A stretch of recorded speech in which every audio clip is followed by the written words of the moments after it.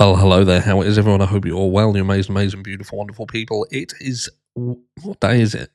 It's Wednesday. How can I forget it's Wednesday? The midweek. Bloody hell. Yeah, it's Wednesday. You're looking absolutely amazing, by the way. And I'm going to get straight into the meat and potatoes as we have a busy day today. We've got 3 videos in total, and one of them being the court hearing, where today we will find out if there's going to be a continuance, which I'll do a little pre court hearing video that will come out in a bit. But join me this evening. So if you're not already subscribe to the channel, smash like and all that jazz. But in this video, what we're talking about is the Doordash, the Doordash driver, because she's gone mainstream, baby. She's gone mainstream. So that definitely means that it's accurate, doesn't it? It definitely means that she's the one to watch. Well, by the end of this video, that will be brought under even more intense scrutiny as we head over to Heather. But let's look at this. Let's look at what mainstream media have said about her. We've got a couple of articles, one coming in from the Mail that says Doordash driver emerges as surprise Idaho murders witness who could doom Brian Koberger with 4 words: I'm not on meth. A Doordash driver is expecting to testify at the upcoming Idaho murders trial that she saw Brian Koberger during a delivery on the night of the fatal stabbings. The unidentified. She's definitely been identified. Well, I suppose. Told police during a traffic stop in Pullman, Washington last year that she delivered food to Xana Canodal at 1122 King Road in Moscow, Idaho, in the early hours of November 13, 2022. She uttered the words, "I saw Brian there," to officers, adding that she parked right next to him. The purported delivery is alleged to have taken place just minutes before Canodal, her boyfriend Ethan Chapin, and 2 roommates, Kate Gonsalves and Madison Mogan, were all stabbed to death by a masked assailant. The woman also told an officer with the Pullman Police Department that she may be called to stand to testify at Koberger's trial, according to body camera video of the conversation posted to YouTube. "I have to testify in a big murder case here because I'm the Doordash driver." So yes, the woman says in the clip as she's being questioned over a suspected DUI in September 2024. And there's some pictures of the footage. Notice I didn't put one of her front on and gurning into the camera. When asked what case, she responds, "The case with the college girls. I saw Brian there. I parked right next to him." True crime sleuths picked up on the video, and the woman's connection to the Koberger case was reported in the Idaho Statesman on Tuesday. Her name has been redacted from court documents. The woman's credibility as a witness is likely to be called into question because Pullman PD accused her of driving while under the influence of the D-rugs. The outcome of that DUI is still not clear. Well, we know if she goes, we know if she's a witness in the court, we know exactly what happened to that DUI, don't we? What DUI? Only kidding. The woman initially pulled over for the driving a pickup truck with expired registration tags. Court records show that Canodal received a Doordash order at approximately 4 a.m. on November 13th. The order was from Jack in the Box chain in Pullman across the Idaho state line. Prosecutors have stated they believe the murders of the Idaho 4 took place during a 13-minute window between 4:07 and 4:20. That's when surveillance footage captured what police allege was a white Hyundai Elantra in the home's vicinity, matching the description of a vehicle owned by Koberger. The unnamed woman's account of delivering Doordash to Canodal matches the chain of events shared in recent court filings. Does it? Does it? Additionally, a private investigator who worked on behalf of the Gonsalves family told them the Doordash driver was female. Steve Gonsalves, Kaylee's father, reportedly told the Statesman, which I questioned this the other day, did I or did I not? That Steve Gonsalves was the person who, from my perspective, was the first person to say that there was actually an eyewitness and they would be made public.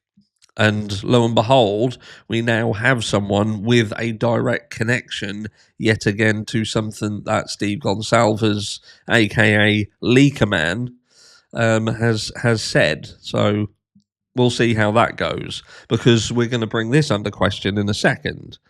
So let's just go back here. The surprise emergence of the Doordash driver comes ahead of a hearing Wednesday, today, where Judge Stephen Hippler will address the defence's request to once again delay Koberger's trial. In an 11th-hour move, Koberger's defense is asking the judge to delay the trial, citing a recent Dateline episode that revealed bombshell new details and pointed to a potential evidence leak in the case. I don't know why they keep saying potential. If the information contained within that documentary is indeed true, then there is a leak. You can't have your cake and eat it, can you? Evidence is accurate. That means there's a leak. The only way that this could not be a leak is if the information contained within it was inaccurate and therefore no leak. Tell me I'm wrong. In the show released in early May, the suspected killer's phone records, porn habits, and online searches for Ted Bundy were revealed for the first time.